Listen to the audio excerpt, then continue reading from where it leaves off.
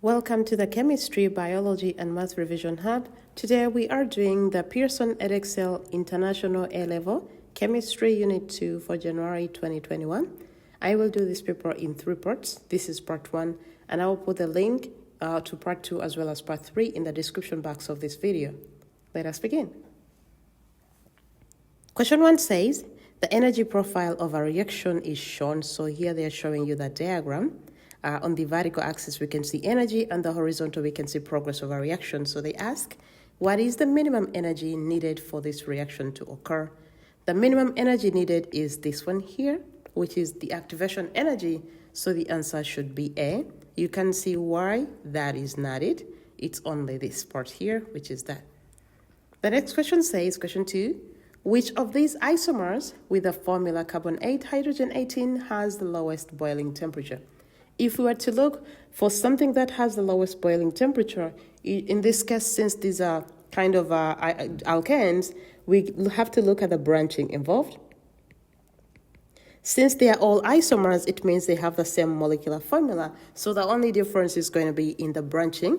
And when we look, remember again from your notes, they say that if they are all isomers, the one that has the greatest branching will have the lowest boiling point. And when you look at this one here, let me use a different color to show you clearly.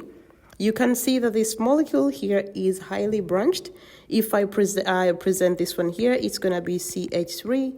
There is a CH3 here and a CH3 on this side. Because you can see these are 2, it means there's 2 CH3s connected to the same carbon. And then we have a CH2, CH. I could do it like that. CH, just a minute, let me take it back. So this could be H. And then here we have, this is going to be another CH3, that CH3. And finally, a CH3. That molecule is going to look like this, and you guys can see it's highly branched in comparison to the rest of them. So it should be the one with the lowest boiling temperature, as you can see. So the answer should be a C. The others, you can see this one here is only branched once. This CH3 here is on that. That CH3 is on that carbon, this CH3 is on that carbon, and then this one here is not branched, so that is out. The answer should be a C. Let's continue to question 3. Question 3 says, which of these pure compounds has hydrogen bonding in liquid state? And again, we have to look at what we're talking about here. Hydrogen bonding for your A-level is formed between a hydrogen of one molecule and a fluorine of the other molecule, so let's assume like that. A hydrogen of one molecule and an oxygen of another molecule, and a hydrogen of one molecule and a nitrogen of the other molecule. So if we can have something like this could be intermolecular hydrogen bonds. So they're talking about hydrogen bonds in liquid state. This one here does not form any hydrogen bonds because it doesn't have any of these. These are not present, so that is out. Here we have the CH3, and again I want to draw this one here, B. It's going to be carbon, hydrogen, or let me just draw it the way it should be, like with CH3s. It should be CH3, C, then CH3, and the other side CH3, and then an N. There is no way these hydrogens here are going to link to the nitrogen of this molecule or the next molecule to create a hydrogen bonds. Remember, the R groups of any compound are not going to be involved in the formation of a hydrogen bond, so that is out. And hydrogen sulfide, it is not classified as such in liquid state, so the answer should be only hydrogen fluoride. Question 4 says, the hydrogen ion bonds to a water molecule forming a hydroxonium ion. For hydroxonium ion, what shape and hydrogen-oxygen bond angle are predicted in here. So as you can see what I did here, I began by showing you how the water molecule is going to be. We know we have a lone pair here and another lone pair there. If a hydrogen ion bonds, remember it comes without any electrons, so additive covalent bond is going to be formed. Let me draw it as I did it there because some of you could get confused, like that. So that is positively charged. Now here it means we have 3 bond pairs and the structure has to rearrange itself into a trigonal pyramidal shape in order to minimize repulsion. And when that occurs, the lone pair is going to be at the top, and then we have a structure that is going to be like that. But of course, one of them is going to be additive covalent bond like that. So the structure is going to be trigonal pyramidal with a bond angle of 107. Question 5. The viscosity of all liquid organic compounds are compared by placing the liquids in separate identical tubes, each with an air bubble at the top. So here we can see there is the air bubble at the top, and then we have the liquid. So the tubes are inverted and the time measured for the air bubble to travel the length of the tube. For which compounds does the air bubble take the longest? So if it has to take the longest, it means it should be the most viscous. So here we look. We know that with these molecules, let's assume this is molecule 1 and that's molecule 2. What creates viscosity is this ability for these molecules to be interconnected or connected to each other. In this case, since these are simple molecules, those should be intermolecular forces of attraction. Intermolecular forces of attraction. Okay. Now, if we look at all these structures, we can see that this has just one OH, this has 2, and this has 3, telling us that this is going to have more hydrogen bonds.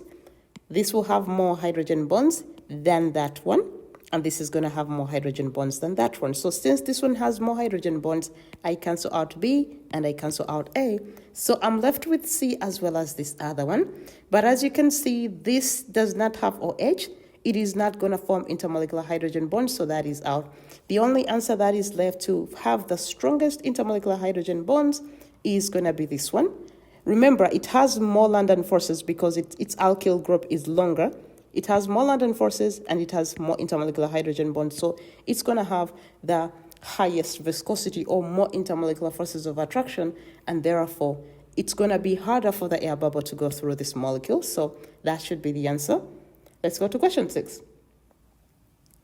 In question 6, they say this question is about the reaction of potassium iodide with concentrated sulfuric acid. Which of these will not be seen? Will not be seen. Remember, when iodide reacts with sulfuric acid, the major products in your textbook are we get iodine, we get hydrogen iodide, we get sulfur dioxide, we get hydrogen sulfide, and we get sulfur. And you remember that the black solid is iodine, the misty fumes are hydrogen iodide, the sulfur dioxide, this one here, is a colorless gas with a choking smell, this one here is a colorless gas with a rotten egg smell, and this is a yellow solid. So if you look at all these observations here, we can see the misty fume is here, which is that. The black solid is here, which is the iodine here. The yellow solid is here, which is sulfur. However, dense white smoke is not formed. Yes, we form misty fumes here, but this is not dense white smoke. So this is never formed, and therefore it could be the correct answer. And by the way, in your exam, you do like that. Do not just circle. So moving on to B, it says, one of the reaction products is a gas, which is hydrogen sulfide. What is the change in oxidation number of sulfur as H2S forms? If you look here, you can see there is sulfuric acid. Again, in this reaction, sulfuric acid is the sulfur in sulfuric acid is going to be reduced to sulfur in hydrogen sulfide. And in here, we can see that sulfur is in oxidation state +6. To some of you who do not know how to calculate oxidation states, we know that hydrogen is always going to be +1 except if it's attached to a metal. And since there is no metal here, we can say each is 1, so 2 of them, so 2. If we are looking for the oxidation state of sulfur, let me call it X. And we know in this case, oxygen is going to be -2 because it is not attached to fluorine, and oxygen is not in hydrogen peroxide, and oxygen is not an element. In these situations here, it will have different oxidation states. Any other situation, it will have a -2. So -2 times 4 gives us -8. This should equal to 0 because this is a full compound, so the overall should be 0. So here we have X minus 6 is equal to 0, and X is going to equal to +6. So we can see oxidation state of sulfur is going to be +6 in the sulfuric acid. Now to calculate the oxidation state of sulfur in sulfur dioxide and hydrogen sulfide, again, we have to use the same principle we saw. Hydrogen is going to be +1, so 2 of those plus the sulfur we are looking for is going to give us 0, meaning X is equal to -2. That is how we calculate the change in oxidation state. So we can see that to convert +6 to -2, you must have gone down 8 different times. So this is a -8. Therefore, A should be the correct answer. Moving on to question 7. Question 7 here says, iodate ions. We have this oxidized dithionate ions, which is that according to the equation that, which are the balancing numbers X, Y, and Z. So here we have to look at the products with C. So if we look at For me, some students actually fill out. You can fill in, or you have to look at the charge. You have to, if you can try, you can put in these values, like for A, put in and see which one makes sense in order to save time. Or you could be able to look if the equation is going to be balanced. So for me, I saw if we use this, oxygen will not be balanced. If we use this one here, sulfur will not be balanced. And if we use this, both oxygen and sulfur will not be balanced. Using this, oxygen will balance as well as the oxidation states will be balanced. So D is going to be the right answer here. Let's continue to question 8. Question 8, magnesium reacts with hydrochloric acid. This is the equation for the reaction, and they ask which statement about this reaction is correct. So let's see. They say magnesium atoms act as oxidizing agents. Remember, something that is an oxidizing agent is going to be reduced. This is wrong. As you can see, magnesium moves from 0 oxidation state to this compound where it's going to be 2+, so that is wrong. Hydrogen molecules act as reducing agents, meaning they will be oxidized. This is going to be hydrogen plus, going to 0, +1 to 0, that is not oxidation. This says chloride ions act as oxidizing agents. As you can see, chloride here and chloride there, that is a spectator. There is nothing. That is not reduced or oxidized, so that is wrong. Hydrogen ions act as reducing agents, meaning they should be oxidizing agents. That means they should be reduced. And this is correct. You can see from +1 to 0. That is correct. The answer should be a C. Question 9 says, which of these compounds does not produce a color of a flame test and produces an alkaline gas? This is a giveaway. An alkaline gas means that it's going to be ammonia. When warmed with sodium hydroxide, of course, you guys know when you have ammonium cation or any compound containing ammonium cation, if you add sodium hydroxide and then you warm the mixture, warming the mixture causes a gas to come off, and this gas is going to be alkaline. It turns damp red, litmus paper blue. This is the only alkaline gas which is ammonia, so the compound should have been an ammonium compound, as you can see here. So the answer should be a C. Question 10 says, which of these increases as group 7 is descended? As you go down group 7 again from fluorine, chlorine, bromine, and iodine, we know that the structure of the atom is basically the electronic configuration is going to be changing, and therefore the radius of the atom is going to be becoming bigger. If the radius of the atom is becoming bigger, it's going to be harder for it to gain electrons. However, so the first part here they say is oxidizing ability of the molecular halogens. Does it increase? No, it does not. Oxidizing ability, it means they are better oxidizing agents. That is not true. So in this case, B says reducing ability of halide. This is not talking about this, but it's talking about the fluoride, the chloride, the bromide, and the iodide. And this is correct. The reducing ability, it means the ability for them to reduce others is going to be fine, and this is going to be B as the correct answer. So let's continue. Question 11. The table shows the amount of energy released per gram when some alkanes are burned in excess oxygen under standard conditions. So here we're given the table and the energy released in kilojoule per gram. Which alkane has a standard enthalpy change of combustion of -2877 kilojoules per mole? Now we know standard enthalpy change of combustion is going to be exothermic, so we know whichever value we get, it has to be negative. Now, we have to follow the units. Remember, we are given energy released in kilojoules per gram, yet the enthalpy change should be kilojoules per mole. So we're going to follow the units. So we need kilojoules per mole, which should equal to kilojoules per gram, as you can see here, divided by gram per mole. So that when we multiply down here, remember if you divide to remove this, you change that up and that down, as you can see what I did here. And when we multiply that and that, we can see that that unit cancels out with that to give us a kilojoules per mole. So it means to get a kilojoule per mole, we get a kilojoule per gram and then multiply it with molar mass. So when we do that, you had to multiply this value here by the molar mass of that, this value by the molar mass of that, that by the molar mass of that, that by the molar mass of this, and that by the molar mass of butane, and find out which one had the right answer, which is 2877. So for me, when I multiply this one here, give me a minute, let me take it back.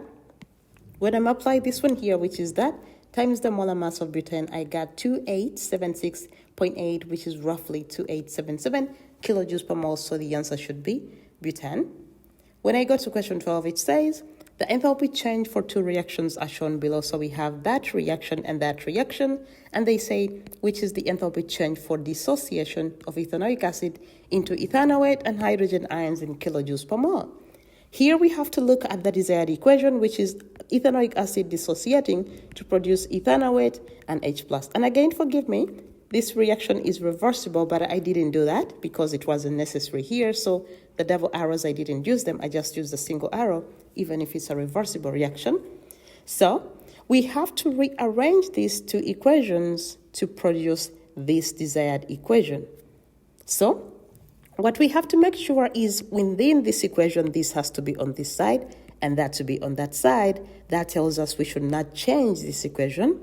However, we need H plus on the other side, so we have to reverse this equation to create an H plus on the other side. So I reverse the equation of water dissociating to give us H plus and OH minus. As you can see, that is reversed here, and I left that as it was. When I did that, you can see the water on this side cancels out with the water there, the OH here cancels out with the OH there, leaving us with that, and that, which is the equation of our interest. Another thing we have to know is if you reverse this equation, that the sign, which was negative, now has to be positive, so that in the end, when we combine these two, we get a positive 1.2 kilojoules per mole, and the answer here has to be a B. Let's continue. Question 13 says, what is the skeletal formula of 2-chloro-4,4-dimethyl hexane? So what we need to know is this, since it's a hexane, it should have 6 carbons, so 1, 2, 3, 4, 5, 6. And then the chloro should be on carbon 2. Let's assume this is carbon 1 here, carbon 1, that is carbon 2 containing the chloro. And then we need two methyl groups on carbon 4. So if this is carbon 1, that is carbon 2, that is carbon 3, that should be carbon 4. So I'm going to position 2 methyl groups like that. And that means this is going to be our answer, B. Let's continue to the next page. Question 14 says, some alcohols react with concentrated phosphoric acid to form alkenes. What type of reaction is this? Let me give an example. An alcohol like methanol, if it reacts with phosphoric acid, or let me put it on the arrow as the catalyst, like that, producing an alkene and water. This reaction, we have eliminated something, so this is an elimination reaction. And again, to remind you, remember, hydrolysis is addition of water, not removal of water. So in this case, the reaction is going to be elimination in that side, elimination. But if you were to reverse it like that, then that would be hydrolysis, or you could call it addition reaction as well. It could be addition reaction or hydrolysis reaction, whichever you would choose. The next part says, the structure of 2-methyl pentan 3-ol is shown below, which is this structure here. And they said, this alcohol reacts with concentrated phosphoric acid. How many different alkenes are formed? Now, I tried to lay out this structure for you in a way you can see which is this. Now, because there is an OH here, it means we can produce 2 major products. There is this one here when the double bond forms here, or when the double bond forms here. So those two, I'm going to show you when the double bond forms here, we produce this one here. When the double bond forms here, we will produce this one here. Now, as we can see, this one here is not a geometric isomer, so this is just the other isomer. However, from here, we can produce two different isomers. One is going to be an E structure, and the other is going to be a Z structure. Like in this case, this one here is arranged in this way, while on the other side, we could produce the hydrogens on opposite side, creating 2 possible isomers from here, yet here we could just make 1 isomer. Let's continue to question 15. Question 15, magnesium nitrate decomposes on heating. This is the equation for the decomposition. They say, what is the total volume of gas formed at room temperature and pressure when 0.005 mole of magnesium nitrate decomposes completely? They have given us the molar gas volume at RTP as to 24,000 centimeters cubed per mole. So I began off by using the number of moles of magnesium nitrate that were given, which is 0.005 mole. Let me write this here. Those are the number of moles given. And since we have the number of moles of that, we can be able to work forward using the mole ratio to predict the number of moles of that. So number of moles of that should be 4 divided by 2, which is a half, times the moles of the magnesium nitrate, giving us a 0.01 mole. So these are moles of NO2. Now, we know that volume of gas should equal to number of moles times molar volume if you use the molar gas volume equation, so which is going to be 0.01 times 24000. I did this because I want to find my answer in centimeters. And again, this equation here comes from this. Number of moles is volume of gas divided by molar volume. We are given this, and we are looking for this. We have that, so make volume of gas the subject. And when we multiply here, we get 240 centimeters cubed. Now, you could choose two ways. For me, after getting this, I worked with using the equation of here 4:1 to be able to predict the volume of this one as well. So I said, if the volume, the ratio between the volume of that and that is 4:1, it means together volume of oxygen is going to be 1/4 times the volume of NO2 that we got here, which gives us a 60. And in the end, I added that to that, giving us that. Another option is if you use the number of moles again. So since this is 0.01, together divide by 4, and then use the molar gas equation again. But to simplify, that is why I went with this. So adding the two volumes gives you 300 centimeters cubed. So the answer ends up being a B. The next part says, how many moles are there in 15.1 centimeters cubed of liquid propan-1O? The density is given to us as that, and the molar mass is that. Remember, we are looking for number of moles. So since we have density and we have volume, I can begin by finding the mass. Mass is density times volume. We have, this is the density here, and that is the volume. So this is going to be the mass when we multiply the two. Divide by the molar mass, which is 60, it gives us the number of moles. So this should be the expression we are looking for, which is A as the answer. Question 17 says, the oxidation of propan-1O by acidified potassium dichromate forms propanoic acid with a yield of 36% by mass. What mass of propan-1O is needed to form 37 grams of propanoic acid in this reaction? They've given us the molar mass of propanoic acid and the molar mass of propan-1O. So remember, they've given us this. We need to form this from the original the reactant, basically, which is propan-1O. So since the product propanoic acid is that, I began by using this yield equation. And I said, percentage yield should be actual yield divided by theoretical yield times 100. The actual yield or actual mass is 37 divided by X times 100 should give us 36, which is the yield. When I made X the subject here, I can see that X, which should be the theoretical mass, is going to be 37 divided by 36 times 100. This is theoretical mass of propanoic acid, which is the product. And I ended up getting 102.77 grams. And again, this is theoretical mass of propanoic acid. Since I have the theoretical mass of propanoic acid, I'm going to find the theoretical moles of propanoic acid and use them to find the theoretical moles of propan-1O and then the mass of that.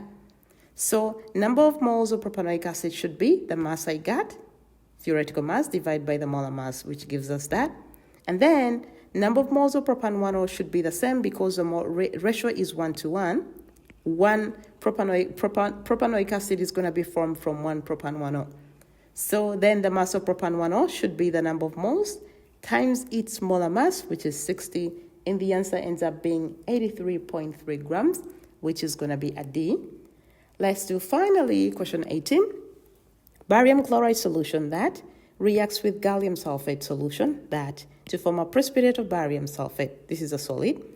So they say, what is the minimum volume of 0.1 mole per decimeter cubed barium chloride needed to precipitate all the sulfate ions in 200 centimeters cubed of 0.05 mole per decimeter cubed gallium sulfate. To be able to do this, you have to be able to write the equation. Remember the equation they gave us, barium chloride reacting with gallium sulfate, forming barium sulfate. So the other part should be gallium chloride. Now, you have to balance the equation appropriately if you want everything to work out. So I put a 3 here, and I put a 3 here as well as a 2 here. This 3 is because here we have a 3 for sulfate, and then everything else was balanced. So if we have a 3 here, that should be 3, and that should be 2 to take care of the gallium. So I wrote the information given for each below. For barium chloride, we know the concentration is that. For gallium sulfate, we know the volume and we know the concentration. So since I know two things for gallium sulfate, I can use the number of moles of gallium sulfate to be concentration times volume, which is the concentration times the volume. The volume was 200. I divided it by 1,000 to convert it to decimeters cubed. And here we have that as the answer. These are moles of that reacted. Now I can use my reaction equation to find the number of moles of barium chloride. And they're going to be moles of this times 3, which gives us 0.03 moles of barium chloride. And finally, to find the volume, it's going to be number of moles divided by concentration.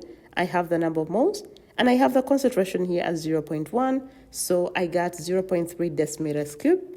If you multiply, to get this, you have to multiply by 1,000, so that you get, convert decimeters cubed to centimeters cubed. So the answer here ends up being a C. So this brings us to the end of this first part of the video of this paper. Please do not forget to subscribe to our channel. And again, like I said, I will put the link to the part 2 as well as part 3 of this paper in the description box below this video. Please check it out.